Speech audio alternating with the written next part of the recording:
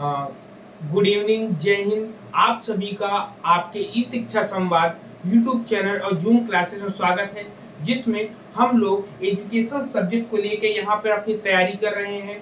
और हम लोगों का main target NTA UGC JRF जो आपका एग्जाम है, जो दिसंबर में है, उसको टारगेट लेके हम लोग यहाँ पर चल रहे हैं। हम लोगों ने इससे पहले यूनिट 10, यूनिट 9 डिस्कस कर लिया है। यूनिट 8 का सेक्शन बी में हम लोग चल रहे हैं और model software development of instructional design के बारे में डिस्कस कर रहे हैं, जिसमें हम लोग ने एडीडीआई मॉडल को डिस्कस कर लिया है और एश्योर मॉडल को हम लोगों ने डिस्कस कर लिया है। एश्योर मॉडल में हम लोगों ने एबीसीडी लर्निंग जो है उसको डिस्कस कर लिया है। उसी के साथ 5 पीस जो थे उसको हम लोगों ने डिस्कस कर लिया है प्रीवियस क्लास में। अब तो आज की डेट में जो हम लोग डिस्कस करने वाले हैं डिक एंड कैरी के मॉडल को हम लोग यहाँ पर डिस्कस करेंगे, ठीक है ना।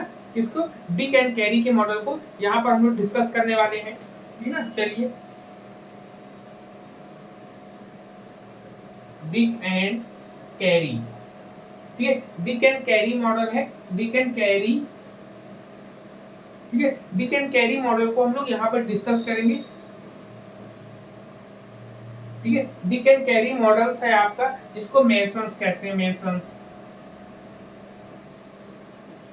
ठीक, यहाँ पर डिक एंड कैरी मॉडल को हम लोग यहाँ पर डिस्कस करेंगे यार, कि डिक एंड कैरी मॉडल क्या होता है। सबसे पहले हम लोग इसमें डिक एंड कैरी मॉडल किससे संबंधित है, इस टॉपिक को भी, इस पॉइंट को भी हम लोग को नोट डाउन करना है कि ये Dick and carry model instructional design से रिलेटेड है आपका, ठीक है ना। अब इसके बारे में, इसके इंट्रोड्यूस के बारे में, इसके परिचय के बारे में हम जानेंगे। डिक एंड कैरी मॉडल होता क्या है, इसकी शुरुआत कैसे हुई थी, तो आपको पता होना चाहिए, हम सबको पता है या पता होना चाहिए। डिक और कैरी मॉडल जो होता है, डिक एंड कैरी मॉडल को पहली बार जो है 1978 ईस्वी में, ठीक है। कब? 1978 ईस्वी में जो है सबसे पहले वाल्टर डिक ना, क्या है? वाल्टर डिक है आपका, वाल्टर्स, ठीक है। वाल्टर डिक है और आपका एक नाम और आता है, एक वाल्टर डिक और ल्यू कैरी आता है आपका नाम, ठीक है। Walter Dick and sir. हाँ बोले। देखिए, यहाँ पर हम लोग 1978 ईस्वी में बात कर रहे हैं वाल्टर डिक की और ल्यू कैरी की। ये दोनों क्यों फेमस हुए, ये इनका नाम क्यों आता है इसके अंदर, तो मेन पॉइंट है कि इन दोनों ने मिलकर एक पुस्तक को पब्लिश किया है, एक बुक को इन्होंने पब्लिश किया, ठीक है, पब्लिश किया। आया और लोगों को जुड़े,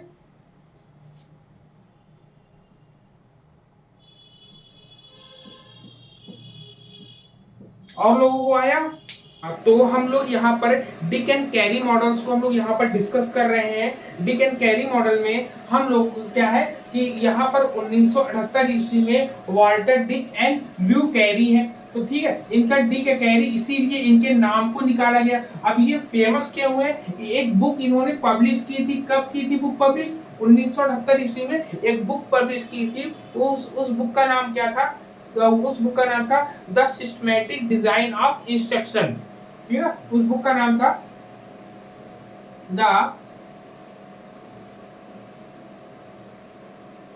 सिस्टमैटिक, ठीक है, the systematic design of instruction,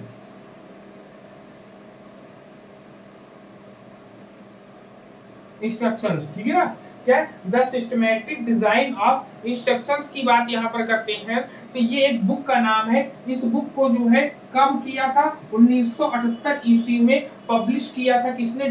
Walter Dick and ल्यू carry ने किया था। इसमें क्या बताया गया था इस मॉडल के अंदर? तो इसमें बताया गया था, कहते हैं कि the Dick and carry model was first proposed in the book The Systematic Design of Instruction, published in 1978 by Walter Dick and Lew Carey, ठीक है ना। मेरी आवाज सबको आ रही है? बताइए। जी सर। जी ठीक है, सर, आ रही है। ओके। तो यहाँ पर इतने पॉइंट्स थे कि पहला पॉइंट हम लोग को समझ में आ गया कि वाल्टर डिक और ल्यू कैरी क्यों फेमस हैं। इन्होंने एक बुक जो है पब्लिश करी थी, कौन सी? ये थी आपकी the systematic design of instruction, ठीक है। इस बुक को इन्होंने प्रकाशित किया था और इसी में ही जो है सबसे पहले अपने डिजाइन के बारे में बताया था। इन्होंने बताया कि मॉडल जो होता है निर्देशात्मक डिजाइन को निर्देश के सिस्टम दृष्टिकोण के रूप में देखा था। मतलब कहते हैं कि the model looks at instructional design as the systematic way of systematic view of instruction as a ठीक है, opposed to the view of instruction as isolate parts. मतलब कहते हैं इसमें जो है इसको जो है अलग अलग भागों में नहीं देखा जाता है, बल्कि इसको एक ही भाग में देखा जाता है और किसको इंस्ट्रक्शनल डिजाइन के रूप में देखा जाता है ना। तो इसको कुल मिला के एक इंस्ट्रक्शंस के रूप में इसको कई छोटे छोटे भागों में ना देखकर पूरे होल भाग को केवल एक भाग में देखने के बाद इसमें कही गई है, ठीक ना। ये जो है हम लोग इसमें डिक और कैरी का मॉडल जो है ये जो है एलिमेंट्स पर बेस्ड है आपका। इसका मेन एलिमेंट्स एंड कंटेंट पर ये फोकस करता है। किस पर? एलिमेंट्स एंड कंटेक्स्ट पर ये ज्यादा फोकस करता है मेन, क्लियर। किस पर फोकस करता है? एलिमेंट पर एंड इस पर किस पर? कंटेक्स्ट पर ये ज्यादा फोकस करता है। इस पर यहाँ पे कहता है कि यहाँ पर इस मॉडल में क्या मिलता है? एलिमेंट मिलता है, कंटेक्स्ट मिलता है, और अगर बात करेंगे तो और इसमें लर्न आपका कंटेंट मिलता है। आपको क्या मिलता है? कंटेंट मिलता है आपका, लर्निंग एंड इंस्ट्रक्शनल डिजाइन्स मिलते हैं, मटेरियल्स मिलता है। तो कुल मिला के पूरा का पूरा इसमें पूरे आपको 10 स्टेप इसमें बताए जाते हैं। उन 10 स्टेप के आधार पर ही डिक एंड कैरी ने अपने मॉडल को प्रसिद्ध किया था, फेमस किया था, ठीक है। तो 10 इनके स्टेप कौन से हैं, उन स्टेप्स को हम लोग बात करेंगे। अब यहाँ सबसे पहले नंबर 1 पर हम बात करते हैं। इन्होंने टोटल कितने 10 जो है स्टेप बताए थे। 10 स्टेप के आधार पर ही जो है इन्होंने पूरे बात करी थी। सबसे पहले इन्होंने किसकी बात करी थी? गोल की। किसकी बात करी थी? गोल की बात करी थी। फिर गोल के बाद फिर इन्होंने और किसकी बात करी थी? गोल के बाद इनकी हम बात करते हैं तो गोल के बाद इन्होंने किया था बिहेवियर, ठीक है ना। गोल के बाद इन्होंने एनालिसिस की बात करी थी। एनालिसिस की बात करी थी। नंबर 3 पे एनालिसिस के बाद हम लोग बात करें नंबर 3 पे बिहेवियर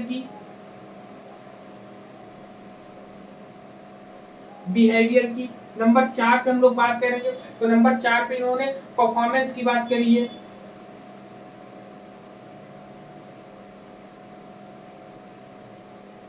परफॉर्मेंस की बात करिए। नंबर 5 पर लोग बात करेंगे तो नंबर 5 पे सीआरटी की है आपकी, सीआरटी की बात करिए। नंबर 6 पे हम लोग बात करेंगे तो नंबर 6 पे हम लोग स्ट्रेटजी की बात करेंगे। स्ट्रेटजी है। नंबर 7 पे हम लोग बात करेंगे। नंबर 7 पे इन्होंने बात क्या किया था? नंबर 7 पे इन्होंने आपका इंस्ट्रक्शनल मटेरियल्स है आपका, यहाँ पे मटेरियल है आपका,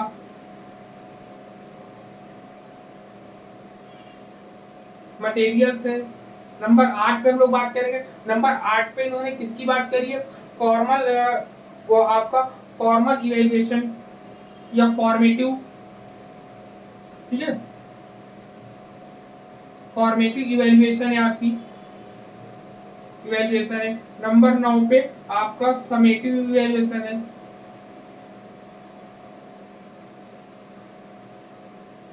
इवेल्युएशन है। नंबर 10 पे हम लोग क्या करेंगे? रिवाइज कर देते हैं। नंबर 10 पे आपका क्या आ जाएगा? नंबर 10 पे जब हम लोग बात करेंगे तो नंबर 10 पे आपका रिवाइज हो जाता है ना। ठीक, तो ये एक छोटा सा पार्ट्स था, इसको हमने केवल एक पार्ट्स के माध्यम से आपको बताने का प्रयास किया है, ठीक है ना। अब देखिए इसका विस्तृत रूप देखते हैं। सबसे पहले नंबर 1 पे इसका फुल फॉर्म क्या होता है? ये तो मैंने आपको याद करने के लिए एक निमोनिक के रूप में बताया कि सबसे पहले गोल्स आएगा, फिर एनालिसिस अपने गोल पे एनालिसिस करेंगे, फिर उस एनालिसिस के आधार पे बिहेव करेंगे, बिहेवियर के आधार पे हम लोग क्या करेंगे? बिहेवियर के आधार पे परफॉर्मेंस को हम लोग चेक करेंगे, ठीक है ना। इतनी चीजों को हम लोग यहाँ पर चेकआउट करेंगे यहाँ पर। क्लियर है? ठीक है ना। अब यहाँ पर देखिए सबसे पहले पॉइंट में जो गोल है, गोल में आता है आइडेंटिफाई इंस्ट्रक्शनल गोल। क्या है? आइडेंटिफाई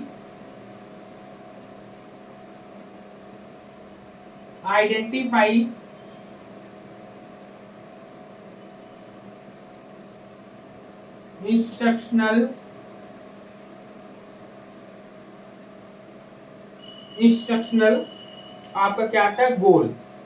क्या आता है? गोल। गोल्स आता है, ठीक है ना। ये हो गया आपका। फिर दूसरे नंबर पे आपका आता है conduct instructional analysis. Conduct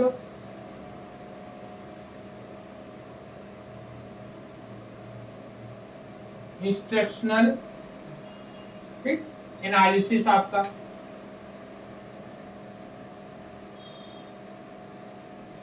analysis हो गया आपका, ठीक है ना। दूसरे पॉइंट में ये हो गया आपका। फिर तीसरे वाले में आपका आता है identify entry behaviour.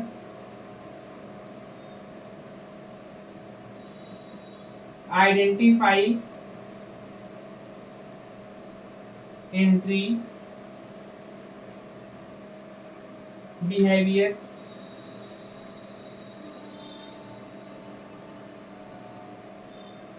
Identify entry behaviours की बात हम करेंगे। बिहेवियर्स आपका आ जाएगा, ठीक है। फिर परफॉर्मेंस की बात होती है। फिर आता है कि राइट परफॉर्मेंस ऑब्जेक्टिव आपका। राइट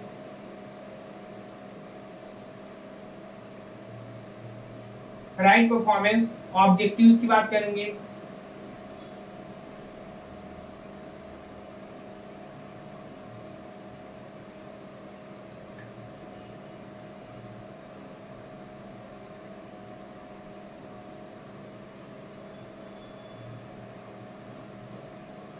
ऑब्जेक्टिव आपका आएगा, ठीक है ना। राइट परफॉर्मेंस ऑब्जेक्टिव आएगा। फिर नंबर 5 पे आपका सीआरटी आएगा। सीआरटी को हम लोग बोलते हैं develop criterion reference test. Hello. हाँ बोलिए। सर वर्ड्स को ना थोड़ा सा बड़ा लिखिए, क्योंकि वीडियो में ना छोटी आती है। अभी तो ठीक है, लेकिन वीडियो में छोटी आती है। हाँ डेवलप, ठीक है ठीक है। Develop criterion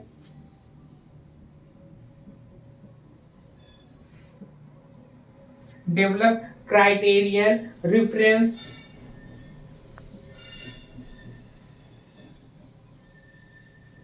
criterion reference test होता है आपका, ठीक है ना। फिर इसके बाद आपका क्या आता है? देखिए यहाँ पर इसको, ये आपका आता है सीआरटी, जिसको बोलते हैं क्राइटेरियन रेफरेंस टेस्ट, जो हम लोग सीआरटी बोले हैं। फिर स्ट्रेटजी में क्या आएगा कि डेवलप इंस्ट्रक्शनल स्ट्रेटजीज।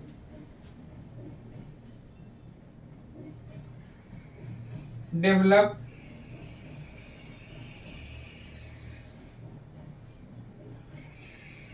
इंस्ट्रक्शनल। अब सही है? बताइए अब सही है? हाँ सर। ठीक। Develop instructional strategies.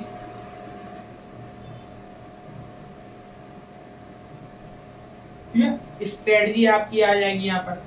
ये स्ट्रेटजीज हो गया आपका। फिर इसके बाद मटेरियल में क्या आता है? डेवलप, इसमें कहता है कि develop and select instructional material. क्या होता है? डेवलप एंड सेलेक्ट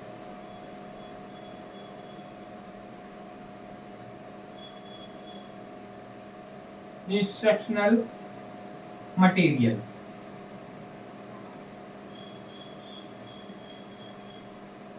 ठीक है ना। ये आपका आया। फिर आपका आता है इसमें क्या? ये आपका, फिर इसके बाद इसमें आपका आता है आपका मेन। फिर आपका 8वें नंबर पे आता है डेवलप एंड कंडक्ट। क्या आता है? Develop and conduct.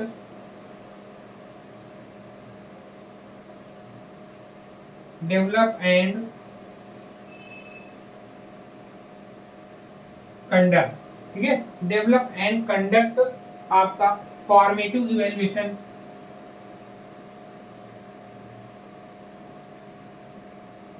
Formative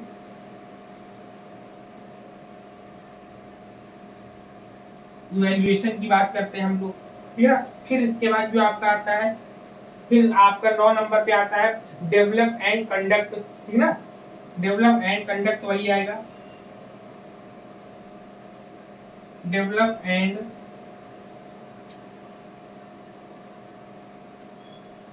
conduct summative evaluation,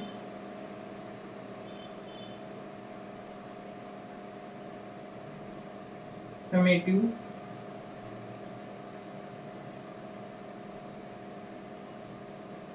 evaluation, ठीक है ना। इवैल्यूएशन आता है आपका। फिर लास्ट में जो आपका आता है revise instruction on A ongoing basis, ठीक है ना। फिर लास्ट में जो आता है, लास्ट में आता है रिवाइज, ठीक है, आता है रिवाइज इंस्ट्रक्शन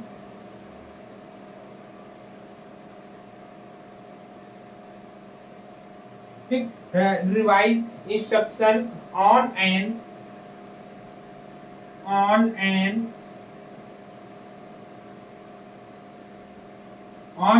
ongoing basis, ये बेसिस, ये आपका आता है इतना। तो ये जो है आपका डिक एंड कैरी का मॉडल है। डिक एंड कैरी के मॉडल में 10 स्टेप बताए गए हैं, जिसमें सबसे पहला आपका आता है गोल, जिसमें आइडेंटिफाई इंस्ट्रक्शनल गोल के बारे में बात करते हैं। दूसरा जो है आपका, दूसरा क्या आता है, दूसरे हम बात करते हैं एनालिसिस की बात, इसमें कहता है कंडक्ट इंस्ट्रक्शनल एनालिसिस होता है। तीसरा आपसे कह रहा है कि बिहेवियर, इसमें कह रहा है आइडेंटिफाई एंट्री बिहेवियर। चौथे में कह रहा है परफॉर्मेंस को हम देखेंगे, कह कि राइट परफॉर्मेंस ऑब्जेक्टिव्स की हम बात करेंगे। फिर इसके बाद कहता है सीआरटी, कहता है डेवलप क्राइटेरियन रेफरेंस टेस्ट की बात करता है। फिर स्ट्रेटजीज बनाने की बात करता है, जिसमें कहता है कि डेवलप इंस्ट्रक्शनल स्ट्रेटजी की बात करता है। फिर मटेरियल की बात करते हैं, मटेरियल कहता है develop and select instructional materials की बात करता है। फिर आपसे क्या कहता है इसमें, फिर कहता है फॉर्मेटिव इवैल्यूएशन की डेवलप एंड कंडक्ट, याद रखिए, कह रहा है कि develop and conduct formative evaluation. फिर कहता है समेटिव इवैल्यूएशन में कह रहा है develop and conduct summative evaluation. फिर रिवाइज आता है, तो एग्जाम में क्या आया था कि पूछा गया था कि सबसे लास्ट में फॉर्मेटिव इवैल्यूएशन आता है कि सबसे लास्ट में समेटिव इवैल्यूएशन आता है। एक क्वेश्चन और आया था कि जो है डिक एंड कैरी के मॉडल में तीसरा स्टेप कौन सा है, या तीसरे स्टेप पे कौन सा आता है, तो एंट्री बिहेवियर आता है, आइडेंटिफाई एंट्री बिहेवियर आता है। दूसरे स्टेप पर कौन आता है, क्वेश्चन आ चुका है, तो कंडक्ट इंस्ट्रक्शनल एनालिसिस आपका आता है आपका, ठीक है। अब इसको वन बाय वन हम लोग डिस्कस करेंगे कि वन बाय वन में क्या कहा गया है, ठीक है। इसकी हिंदी भी हम लिख देंगे ना, इसकी हिंदी भी हम बताते चले जाएंगे, ठीक है ना। इसकी हिंदी यहीं पर लिख दे, यहाँ बहुत घना हो जाएगा। वन बाय वन हम लोग डिस्कस करते हैं और डिस्कस करते हुए चलते हैं सबसे पहले, ठीक है ना। सबसे पहले आइडेंटिफाई द इंस्ट्रक्शनल गोल के बारे में बात करेंगे। इसको साफ करें, वन बाय वन डिस्कस करें हम लोग। इसका एक स्क्रीनशॉट ले लो आप। इसमें कह रहा है कि आइडेंटिफाई इंस्ट्रक्शनल गोल, मतलब कह रहा है कि अनुदेशनात्मक लक्ष्यों की पहचान करना। सबसे पहला पॉइंट क्या है, लक्ष्य है ना, लक्ष्य इसमें इंपॉर्टेंट है। मतलब कह रहा है कि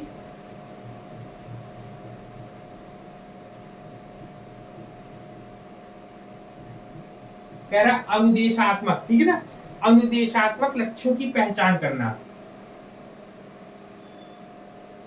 लक्ष्यों की।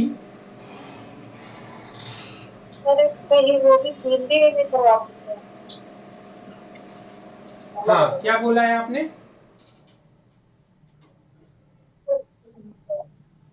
क्या बोल रहे, बोले। हेलो, नहीं सर, वो मैं हिंदी में लिखना था, क्या हम एक साथ में सब लिख दिए ना, तो आप लोग जो है, आप लोगों ने जहाँ पर 10 स्टेप लिखे, अगर आपकी कॉपी में अगर लगा हो तो उसी के बगल में आप लिखते जाओ, हम वन बाय वन बताते जा रहे हैं सब, ठीक है ना। ठीक, तो सबसे पहले हम लोग बात करते हैं आइडेंटिफाई इंस्ट्रक्शनल गोल की। तो इसमें क्या कहता है, इसमें किसकी पहचान कर रहा है, अनुदेशात्मक लक्ष्यों की पहचान करना है। इसके अंतर्गत क्या आता है, इसके अंतर्गत आपका स्किल आता है। क्या आता है, हम लोग किसकी पहचान करेंगे, स्किल्स की पहचान करेंगे। और किसकी पहचान करेंगे, नॉलेज की पहचान करेंगे। ठीक, कौन पहचानेगा, अब ये प्रश्न है कि कौन पहचानेगा, किसके लिए पहचानेगा। यह टीचर पहचानेगा स्टूडेंट के स्किल को जानेगा। स्किल को हम लोग क्या कहते हैं, कौशल को जानेगा। और ज्ञान को जानेगा, कौन जानेगा, टीचर जानेगा। उनके दृष्टिकोण को जानेगा, अप्रोचेस को जानेगा, उनके क्या एटीट्यूड को, अप्रोचेस को, उनके एटीट्यूड को पहचानेगा। एटीट्यूड में अभिव्यक्ति को,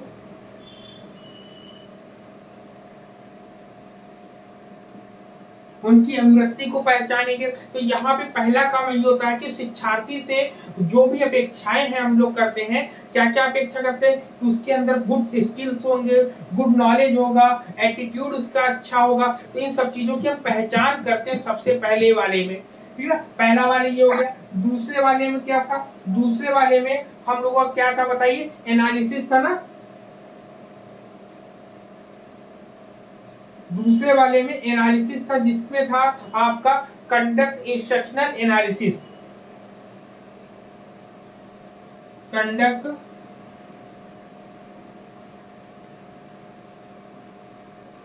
इंस्ट्रक्शनल एनालिसिस। ठीक, इसको हिंदी में क्या कहते हैं, इसको कहते हैं अनुदेशात्मक विश्लेषण करना। ठीक है, अनुदेशात्मक विश्लेषण करना।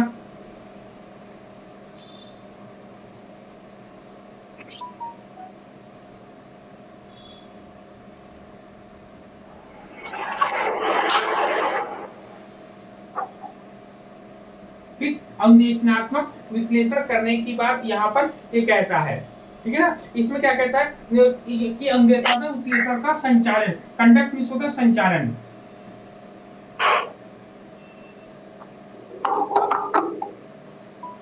संचालन करना होता है। अब यहाँ पे जो सबसे पहले आपने इन सब चीजों को जान लिया, जानने के बाद आपने क्या किया, अब इसका संचालन करना है, कंडक्ट करना है। जो भी एनालिसिस है, जो भी आपने जो भी गोल्स को जाना है, गोल्स को जानने के बाद अब इसमें क्या करेंगे, इसमें जो है कि यह पहचाना जाएगा कि किसी विशेष कार्य को करने के लिए शिक्षार्थियों को क्या याद रखना चाहिए ना। यहाँ पर ये क्या है, लिख लेंगे अपनी कॉपी में, अपनी कॉपी में लिखिएगा कि इस चरण में यह पहचान की जाती है कि किसी विशेष कार्य को करने के लिए, लिखिए इस चरण में, लिखिए इस चरण में, इस चरण में यह पहचान की जाती है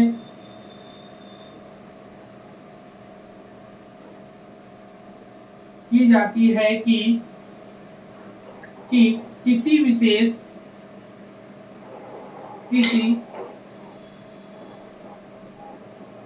ठीक है, किसी विशेष कार्य को करने के लिए, किसी विशेष कार्य को करने के लिए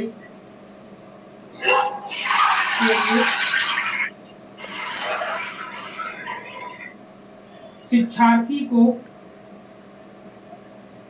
क्या याद रखना चाहिए। ठीक है, यहाँ पर ये चीज यहाँ पर ध्यान दिया जाता है कि अनुदेशात्मक विश्लेषण में, अनुदेशात्मक विश्लेषण में क्या ध्यान दिया जाता है कि यहाँ पर कोई भी बच्चा जो होगा, कोई विद्यार्थी होगा, तो इस चरण में यह पहचान की जाती है कि किसी विशेष मतलब कोई मेन काम होगा, उस मेन काम को करने के लिए स्टूडेंट को किस चीज को ध्यान में रखना चाहिए, यहाँ पर ये फोकस किया जाता है। क्लियर है इतना पॉइंट। चलते हैं, तीसरा स्टेप कौन सा है, तीसरे स्टेप में हम लोगों ने बिहेवियर के बारे में बात करी थी।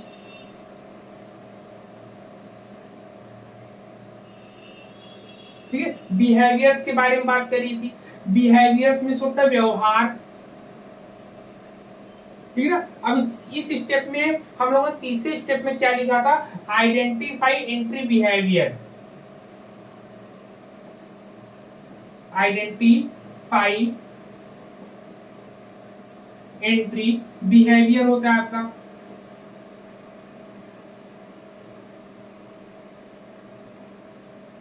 बिहेवियर्स होता है, ठीक है। इसको क्या करते हैं, कहते हैं कि प्रवेश व्यवहार की पहचान करना। क्या कहते हैं, प्रवेश व्यवहार की पहचान करना इसके अंतर्गत आता है आपका ना। Identify entry behaviour and learner characteristics, प्रवेश व्यवहार और शिक्षार्थियों की विशेषताओं की पहचान करना, ठीक है। यहाँ पर ये होता है आपका,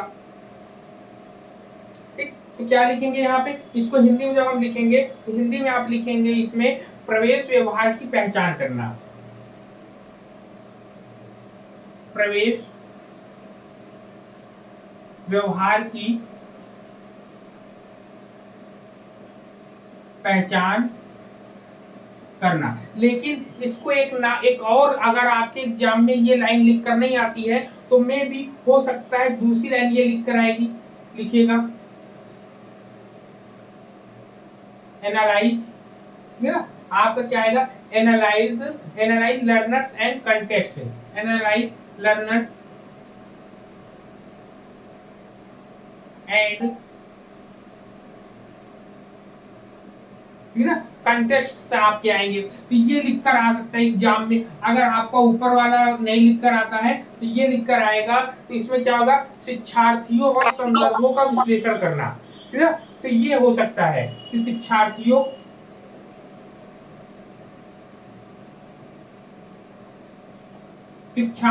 और संदर्भ, संदर्भ का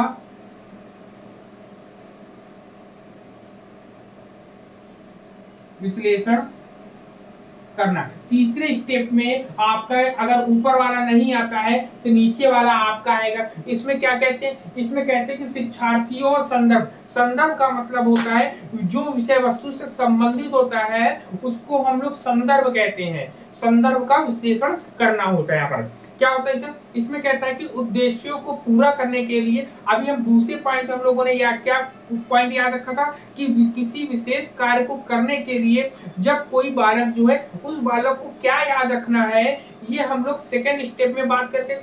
तीसरे स्टेप में होता है आइडेंटिफाई एंट्री बिहेवियर, तो अब उसके व्यवहार को जानना है। इसमें कहता है कि उद्देश्यों को पूरा करने के लिए आवश्यक जो पूर्व ज्ञान है और कौशल है उन सभी से संबंधित जो लड़का भी है, जो बच्चा जो बिहेव करता है, जैसा व्यवहार करता है, जैसे सामान्य अवस्थाओं में वो व्यवहार करता है, वही आपका आता है प्रवेश व्यवहार की पहचान करना। तो प्रवेश व्यवहार की पहचान करने के लिए सबसे पहले उसके सामने एम गोल रखेंगे, उस गोल के अकॉर्डिंग देखेंगे कि वो अपने पिछले ज्ञान के आधार पे कैसा बिहेव, कैसी एक्टिविटीज कर रहा है, कैसी क्रियाएं कर रहा है। उसके इन क्रियाओं से हमें पता चल जाएगा कि वो सामान्य रूप से किस तरीके का व्यवहार करने वाला है आगे की स्टेप्स में। क्लियर है ये तीसरा पॉइंट, बताइए।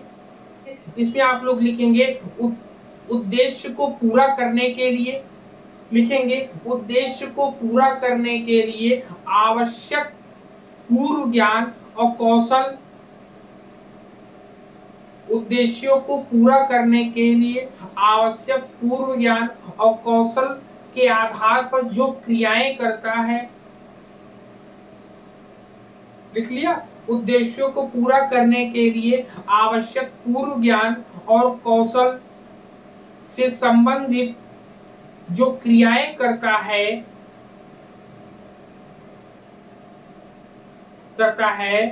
वही उसकी व्यवहार की पहचान होती है, वहीं पर उसके व्यवहार की पहचान होती है। इंग्लिश में लिखेंगे what are the general characteristic of the learners including prior knowledge and skill need to meet the objectives। English वाले फिर से लिखेंगे what are the general characteristics of the learners including prior knowledge and skills need to meet the objectives। ठीक, clear. तो ये 3 point हो गए। यहाँ पे हम लोग देखते हैं पूर्व ज्ञान को प्रायर नॉलेज बोलते हैं, ये ध्यान रखना है। अब 3 पॉइंट हो गए। अब हम लोग चौथे स्टेप की तरफ चलते हैं। चौथे स्टेप में क्या था हमारा आपका, चौथे स्टेप में बताओ क्या था चौथे स्टेप में? सर परफॉर्मेंस था। Sir right performance. Performance performance right performance objective. Right performance of objective. Right performance objectives.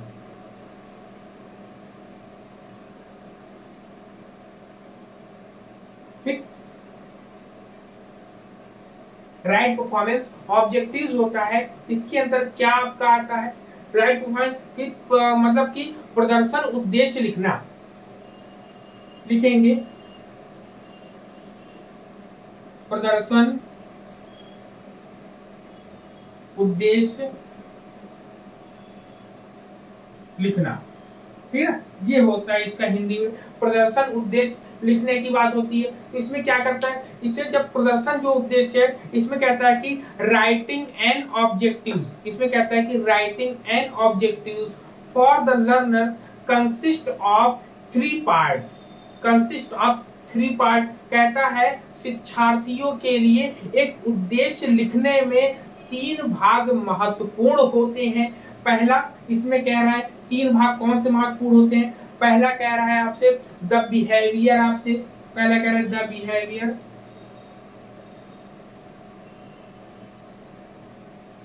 The behaviour जिसको हम लोग व्यवहार बोलते हैं। ठीक है, दूसरा पॉइंट बात करेंगे, दूसरा कह रहे हैं कि द कंडीशन। ठीक है ना, दूसरा है द कंडीशन,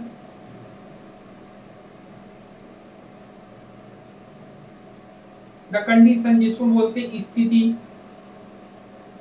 अभी बताते हैं कि क्वेश्चन कैसे एनटीए वाले पूछेंगे आपसे। ठीक, तीसरा पॉइंट कहता है डिग्री, द डिग्री। क्या होता है? The degree.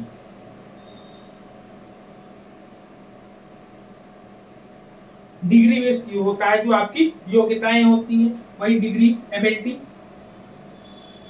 ठीक, यहाँ पर ये होता है। अब एग्जाम में पूछे कैसे, एग्जाम में पूछ लेगा डिक एंड कैरी के मॉडल में जो है ये बिहेवियर, कंडीशन एंड डिग्री, ये 3 उद्देश्य जो होते हैं लिखने के, वो किसके अंतर्गत आता है?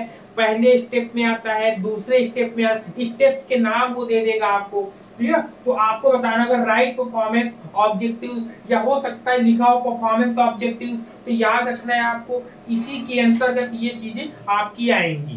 Clear point? बताओ, पॉइंट क्लियर है यहाँ पर? जी सर। Okay, yes sir. हाँ, ये चीजें याद रखना है। अब इसमें कहता है और क्या इसमें हो सकता है, कहता है कि objective must be measurable in order to accurately assess the performance. कहता है कि प्रदर्शन की सटीकता ही आकलन करने के उद्देश्यों को मापने के योग्य होनी चाहिए। मतलब कहता है कि जो परफॉर्मेंस है उस परफॉर्मेंस के आधार पर ही हम किसी भी स्टूडेंट के जो है उसकी एबिलिटी को हम लोग बता पाएंगे, या सही एबिलिटी अगर हमें बतानी होगी तो उसके परफॉर्मेंस के आधार पर ही हम बता पाएंगे। जैसा हमारे सामने वो परफॉर्मेंस करेगा, पिछला रिकॉर्ड कैसा रहा है, पूर्व ज्ञान उसका कैसा रहा है, वो एक अलग किनारे कर देंगे। लेकिन प्रेजेंट टाइम में जो उसकी बिहेवियर होगा, वो कंडीशन में कैसे अप्लाई करता है, उसकी डिग्री का मतलब होता है कि एक लेवल होता है, उस लेवल के आधार पर वो लेकर आ रहा है कि नहीं। डिग्री का मतलब होता है जिस लेवल पर मैंने क्वेश्चन दिया है, क्या उस लेवल तक वो सोच पा रहा है कि नहीं सोच पा रहा। तो ये जब कंडीशन लगाते हैं तो इससे हमें पता चलता है कि हमारा लर्नर जो है उसके अंदर कितनी एबिलिटी है चीजों को पाने की। या हम उसको मान लो कठिन चीजें देना शुरू कर दें और हमें पता ना हो कि वो कठिन चीजें लेने के लिए तैयार है, तो हमें उसको उस एटमॉस्फेयर में ले जाने के लिए ये सब चीजें आपका प्रदर्शन उद्देश्य लिखना होता है ना, प्रदर्शन उद्देश्य लिखना होता है। क्लियर है पॉइंट? चले नेक्स्ट पॉइंट पे, बताएं।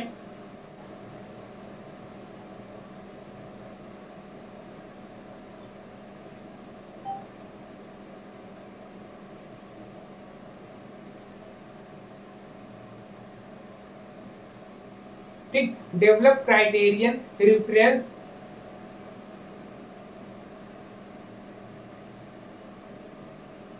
टेस्ट, ठीक है ना। टेस्ट या यहाँ लिख सकते टेस्ट आइटम्स हो सकता है, टेस्ट आइटम्स या टेस्ट हो सकता है, मतलब मानक मानदंड है, ठीक है, मापदंड या मानदंड संदर्भित या मानक संदर्भित परीक्षण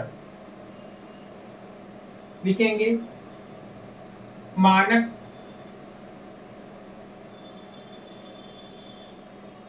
मानक संदर्भित, ठीक है ना, लिखेंगे मानक संदर्भित परीक्षण, मानक संदर्भित परीक्षण विकसित करना, विकसित करना या विकास करना,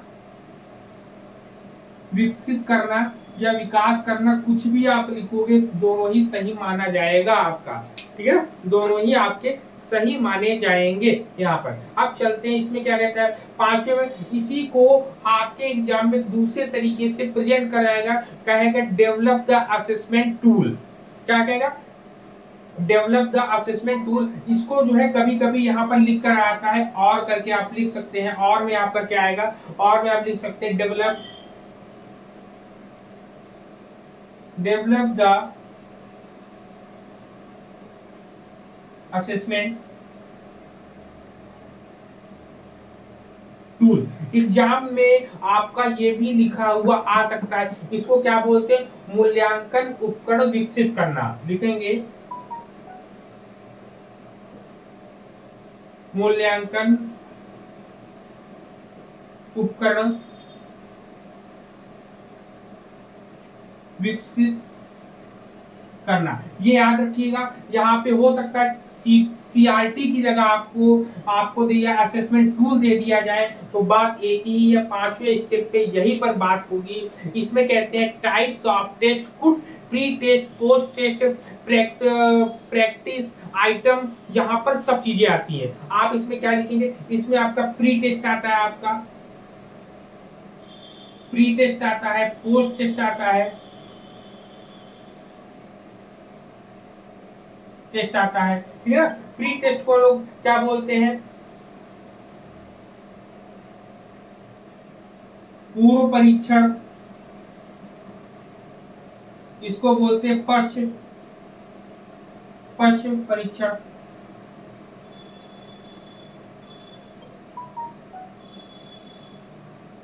ठीक है। प्री टेस्ट पोस्ट टेस्ट करते हैं हम लोग, ठीक है। प्रैक्टिकल करते हैं या प्रैक्टिस करते हैं हम लोग, क्या को करते हैं, प्रैक्टिस करते हैं, तो इसमें होता है अभ्यास, अभ्यास। तो ये सब चीजें आपका असेसमेंट और असेसमेंट टूल में आता है, या सीआरटी के अंतर्गत हम लोग इसको रखने का प्रयास करते हैं, ठीक है, रखने की चीजों के बारे में हम लोग यहाँ पर करते हैं। फिर इसके बाद नंबर 6 पे आपका क्या आता है, नंबर 6 पे हम लोग अगर बात करते हैं, तो नंबर 6 पे आपका आता है डेवलप इंस्ट्रक्शनल स्ट्रेटजीज। अब यहाँ पे नंबर क्या है, नंबर 6 पे आपका स्ट्रेटजीज बने, इसको नोट कर लीजिए, तो आगे इसको साफ करके नेक्स्ट वाला नोट करें। 6 नंबर 6 पे बताइए क्या होगा,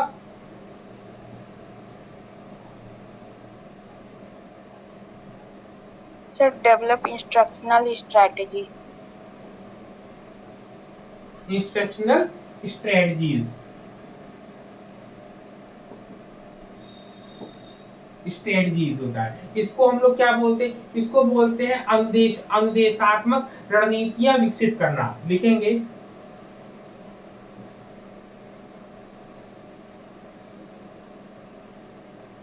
अनुदेशात्मक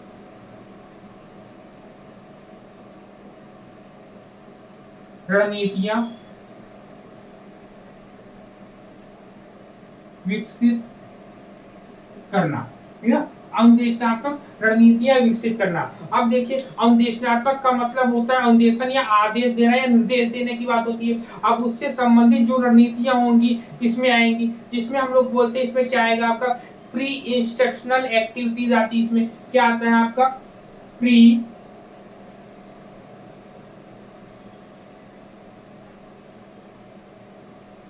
इंस्ट्रक्शनल एक्टिविटीज आता है। और इसमें हम लोग क्या ला सकते हैं, हम लोग इसमें आपका आएगा आपका कंटेंट प्रेजेंटेशन आपका आएगा, क्या है कंटेंट प्रेजेंटेशन,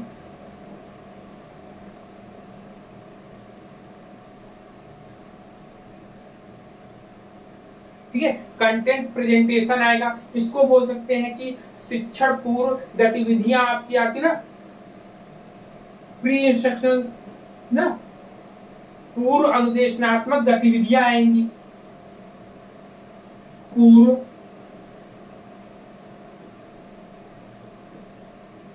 अनुदेशात्मक गतिविधियां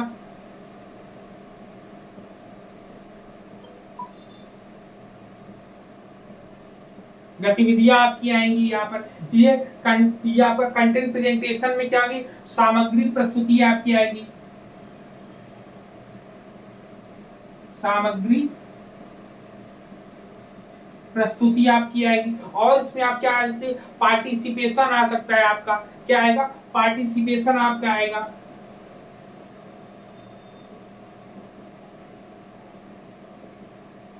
पार्टिसिपेशन आएगा, जिसको हम लोग बोलते हैं भागीदारी, भागीदारी होती है। फिर नेक्स्ट, और इसमें हम लोग असेसमेंट भी ला सकते हैं, हम लोग मूल्यांकन भी, क्योंकि अनुदेशात्मक रणनीतियों में हम लोग असेसमेंट भी लाएंगे। क्या करेंगे,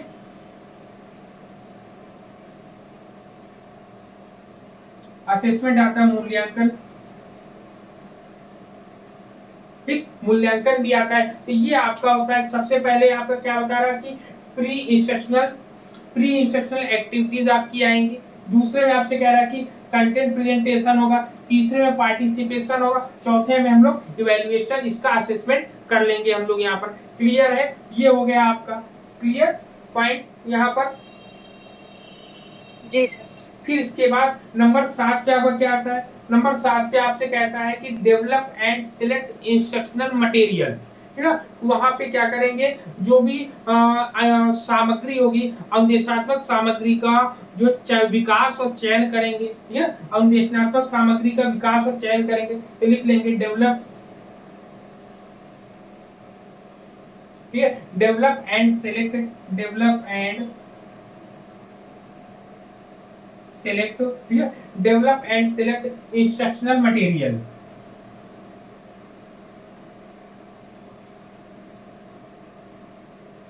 इंस्ट्रक्शनल मटेरियल, ठीक है, लिखेंगे अनुदेशनात्मक सामग्री,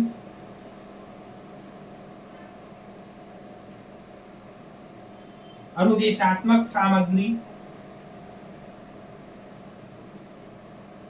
का विकास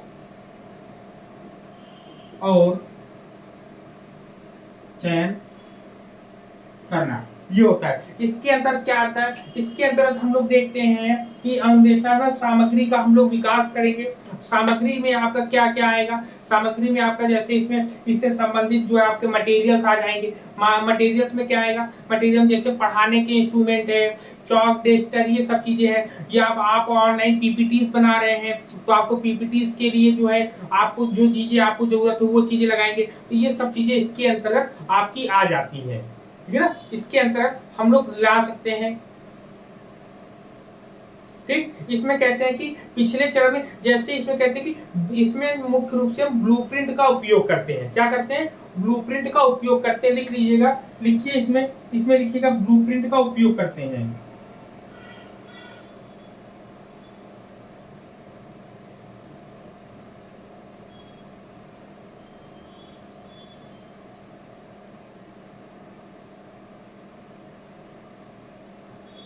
ठीक, इसके अंदर क्या होता है, ब्लूप्रिंट का हम उपयोग करते हैं, ब्लूप्रिंट का उपयोग करके अनुदेशात्मक सामग्री और गतिविधियों को पूरी तरीके से विकसित करते हैं। इसमें क्या होता है, हम समय को बचाते हैं, तमाम तरीके की चीजों को हम लोग डिस्कस करके इसमें देखते हैं हम लोग। क्लियर है यहाँ पर, बताइए 7 नंबर तक क्लियर है, साफ करें।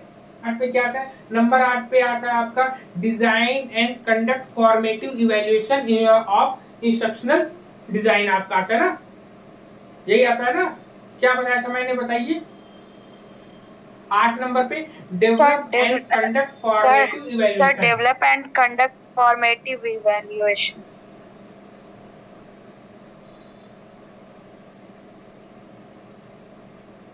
Develop and conduct formative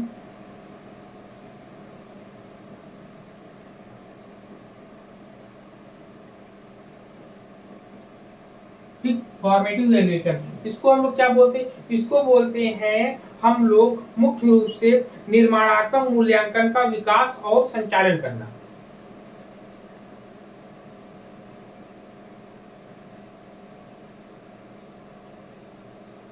निर्माणात्मक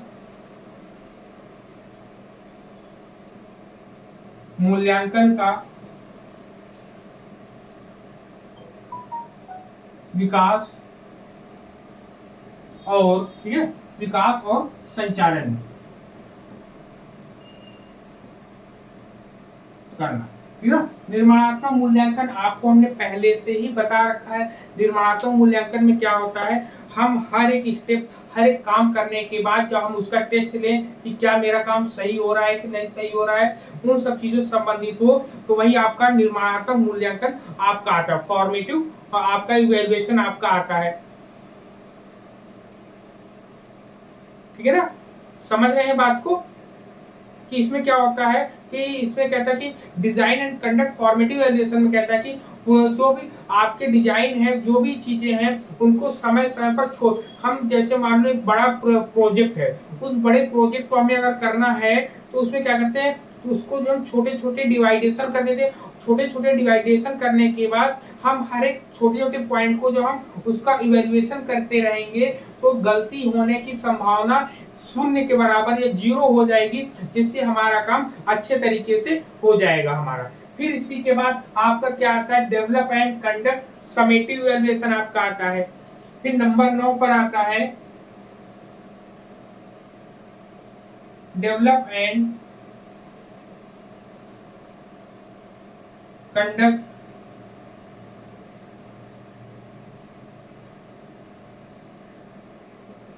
summative evaluation. Conduct क्या है, develop and conduct summative evaluation, तो लिखेंगे संकलनात्मक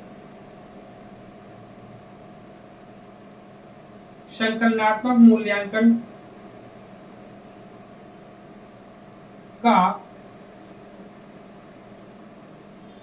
विकास और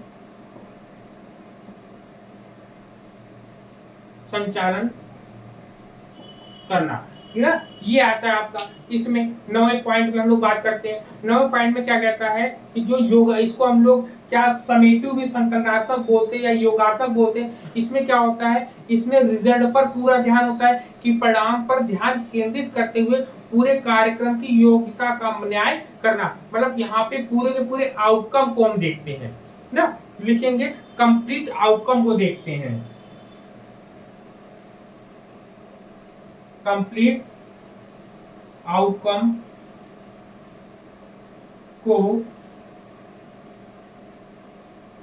देखते हैं, ठीक है। अब मेन क्या होता है देखते हैं यहाँ पर। अब मेन क्या होता है, सबसे पहला हमारा गोल था, जिस गोल के लिए, जिस उद्देश्य के लिए हमने बनाया, उस उद्देश्य को क्या ये पूरा कर रहा है कि नहीं कर रहा है। जब अगर पूरा कर रहा है तो ठीक है, अगर पूरा नहीं करता है तो 10 नंबर पे रिवाइज हो जाता है। क्या हो जाता है,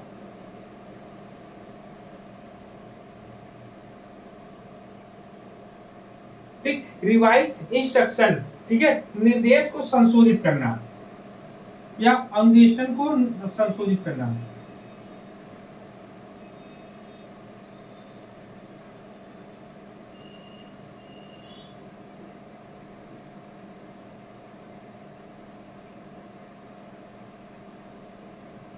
ठीक, अनुदेशन को संशोधित करने के बाद यहाँ पर बोलते हैं यदि जिस एम के लिए, जिस गोल के लिए हमने इस पूरे के पूरे स्टेप को कंप्लीट फॉलो किया है, क्या वो हमारा गोल कंप्लीट हो पाया कि नहीं हो पाया। यदि उसमें कहीं पर भी कमी होती है तो हम लोग रिवाइज इंस्ट्रक्शन फिर दोबारा से उसको चालू कर देते हैं, फिर पुनः वो काम करना शुरू कर देता है। अब इसके एडवांटेज या इसके लाभ क्या होते हैं, इसका लाभ क्या होता है, तो इसका लाभ होता है कि जब कोई बड़ी जनसंख्या हो, जब बड़े स्टूडेंट मतलब बड़ी जनसंख्या हो, तब इसका प्रयोग सबसे ज्यादा किया जाता है। इस डिजाइन का प्रयोग जो है प्रक्रिया के दौरान ही किया जाता है, मतलब कहते हैं कि प्रोसेसिंग, डिजाइन जब प्रोसेस हो रहा हो तभी जो है हम इसको लागू करके कर सकते हैं। और इसमें सबसे अच्छी बात क्या है कि इसमें जो है समय समय पर संशोधन भी हम कर सकते हैं, मतलब उसे परिवर्तन और संशोधन के लिए एक अच्छी तरह से समायोजन की व्यवस्था की गई है,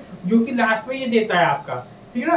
तो इसका मेन पर्पस क्या है कि इसका हम बड़े मतलब हो बड़ी पॉपुलेशन के लिए हम इसका यूज करते हैं। और इसका सबसे बड़ी बात यह है कि इसको जो है गाइडेंस के दौरान ही हम इसका प्रयोग करते हैं, ठीक है। गाइडेंस के दौरान ही हम इसका प्रयोग करते हैं। और इसमें सबसे और अच्छी बात क्या है कि इसमें परिवर्तन और संशोधन जो है समय समय पर कर लिया जाता है, ठीक है ना। ये एक तरीके से प्रशिक्षण सामग्री के आयोजन पर जोर देता है। ये लाइन को नोट करिएगा, एम्फेसाइज ऑर्गेनाइजिंग ट्रेनिंग कंटेंट। क्या है ये पूरा पूरा ये ट्रेनिंग कंटेंट है आपका।